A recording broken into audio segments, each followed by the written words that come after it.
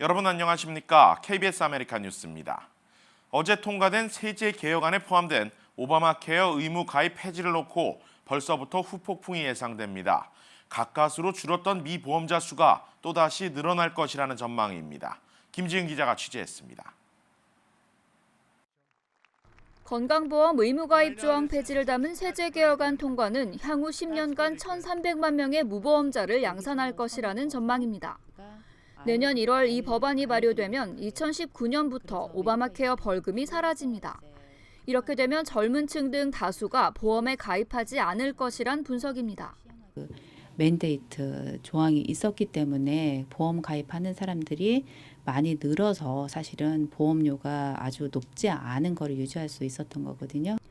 가입자 수가 줄어들면 건강보험사들은 보험료를 인상할 수밖에 없습니다. 실제 보험료는 10% 인상될 것으로 추산됩니다. 의무가입 조항 폐지만 유지된다고 하면 보험 가입을 포기하는 것이 더 손해일 수도 있습니다. 저소득층이지만 아주 저소득층이 아닌 어느 정도 중간소득 계층에 가까운 분들이 가장 타격을 받으시게 되는데 내가 695불을 안 내니까 이게 더 좋아라고 생각하실지 모르지만 사실은 695불을 내가 얻고 6,000불이 넘는 돈을 버린 거나 마찬가지거든요.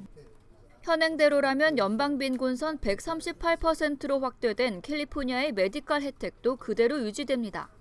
트럼프 정부가 오바마 케어 완전 폐지를 위해 어떤 절차를 이어갈지 아무도 예측할 수 없는 상황. 일단 오바마 케어 지지 여론이 우세하지만 전문가들은 이번 개편안 통과로 오바마 케어 자체가 흔들릴 수도 있다고 전망하고 있습니다.